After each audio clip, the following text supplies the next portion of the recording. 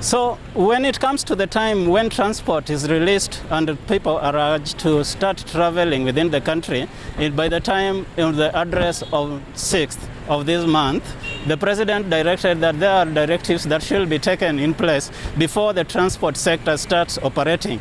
And from the operations, we get to discuss one of these stories with the Secretary General of the Matatus circles within Kisumu County. And he gets to tell us what is next and what are their plans by this time of COVID-19.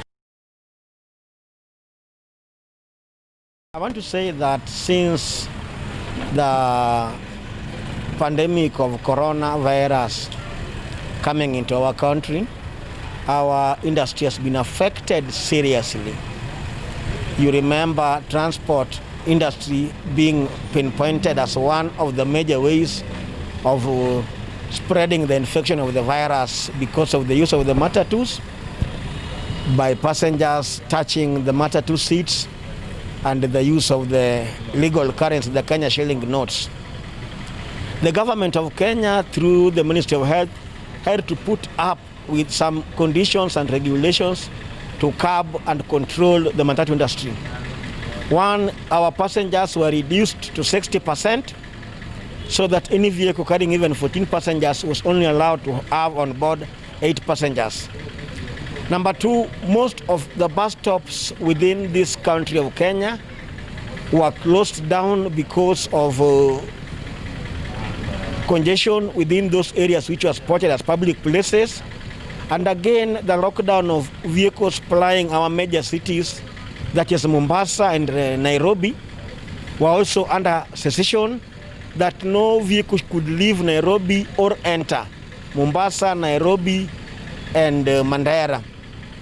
Our economy was deeply affected with this because most of business people take their imported items from Nairobi and then they come with them to the rural areas for distribution to other businesses.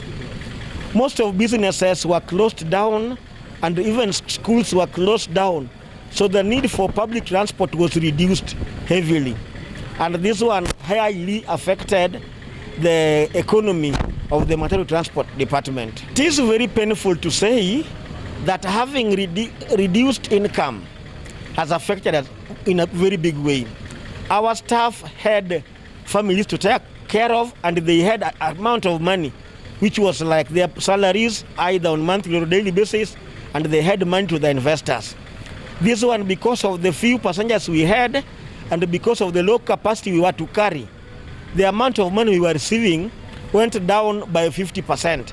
And you realized our drivers who were being paid 1,000 shillings per day could now only be paid either 400 or even 300. There was no money to manage fueling, to service the vehicle, and there was no money even to pay the motor vehicle owner.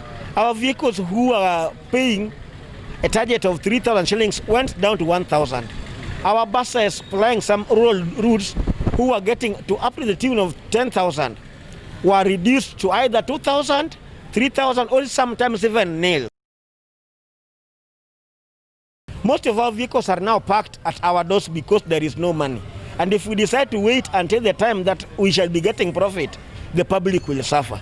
So we do essential services by transporting these passengers and their goods, but we only adjust something little to make sure that we do not store our vehicles on the road because of lack of fuel. One, we are advised by the Ministry of Health that take any other human being to be like a COVID positive person. So we treat all other people, because you cannot get the symptoms of any sick person. We treat any other human being, even a friend or a relative, somebody who might be COVID positive. So the measures which are put down by the Ministry of Government, we are following them to the letter. First of all, there is no shaking of hands, there is no body contact. We maintain 1.5 meters apart. We have to put masks throughout when we are in public places. All our staff, drivers, conductors, office managers and clerks have to bear with their mask from morning to evening. We have to sanitize every time and hand wash our hands and make sure that we are clean and we don't get in touch with items that we feel can bring this virus to us. There is this issue of handling hard cash, the notes of the Kenyan currency. We've advised our staff that let us try to avoid this hard currency exchange by giving out even their phone numbers to customers, to be sending the money to their phones directly so that they can manage to pay fuel and do any other service, and also send the same money to the motor vehicle owner at the end of the trip. For those who don't have the money in their cash, in their phones, we advise them that whenever they get to touch a note, which we fear might have been touched with around over 10 people, they sanitize their hands so that we avoid at all cost the spread of the COVID-19. First of all, this person being added might be infected. So let us warn our members of the public, however late you are for your journey, do not get into a vehicle that shall make you sit next to another passenger, which might affect you. This virus is real. It is not for the police. It is not for the government. It is upon the members of the public.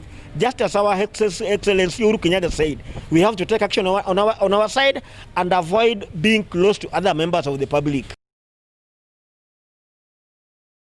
We are a very law-abiding industry.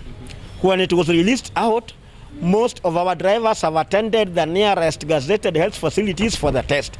In Kisumu here, our drivers are reporting at a health where they go for the test and they get their results in after every 24 hours. The only problem with our region, you might find out some people are extorting money from these people because the government is footing the bill for the test, and some might be taking money from the drivers who have some of them have been at home for more than 3 months. So we only plead the government to do these things honestly and to the letter. It has affected business seriously, and I thank our Excellency, because previously it was to start at 7 p.m. but now it was extended with the 2 hours to 9 p.m. So our vehicles who are doing around 2-3 trips all were reduced to 1 trip. And our drivers also have to manage that they have to be at their destination before and also get time to reach their houses by the time of the curfew. Vehicles flying in Nairobi, which most of them used to travel at night, this time now must only travel during the day. Vehicles traveling to Mombasa also must leave this place very early, and some of them must make stopovers, which is also dangerous on their way to Mombasa, because from Kisumu to Mombasa is a 12-hour journey. So we still want to engage the government also through our national chairman and see what can be done for these long distance journeys, because we are trying also to avoid stopovers along the journey to avoid being infected. Kisumu Bus Park is a small area, just as per your knowledge. What I know, within East and Central Africa, Kisumu Bus Park is one of the biggest bus parks in East Africa. Kisumu Bus Park is bigger than the bus park in Nairobi, the Matatus Bus Park. Kisumu Bus Park is 4 times bigger than the bus park in Mombasa. It was built with the donors, and we have known it is very big. So we are very sure with the officers at the bus park and the vast space, very many vehicles can get in the bus park, and we must have order. We have agreed with the county government that vehicles which are not taking passengers, poster grounds next to ODM office, and any circle and any company will only allow 1 single vehicle per entry into the parking base to avoid this congestion. Not that all vehicles will come to the bus park at once. Only those one taking passengers, and it will only be 1 per route and per circle. It is individual responsibility and circle responsibility. We are fully ready to avoid and stop, because this disease is not something that will affect your neighbor only. Once you get close to somebody who is infected without symptoms, you can be infected. We are pleading with our staff to follow the regulations, social distancing, to put on their masks throughout, to sanitize every time, to avoid being in public places, and not even to go next to passengers. We are pleading with our passengers to avoid being next to other passengers by keeping social distance. Wash their hands every time they get into a matatu and come out. And also make sure they have masks fully in their mouth and noses to avoid the spread of the virus from their mouth.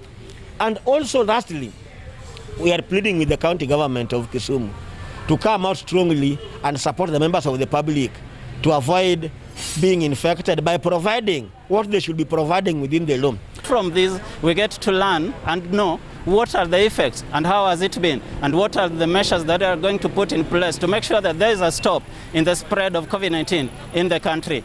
I'm John Joseph for HTV.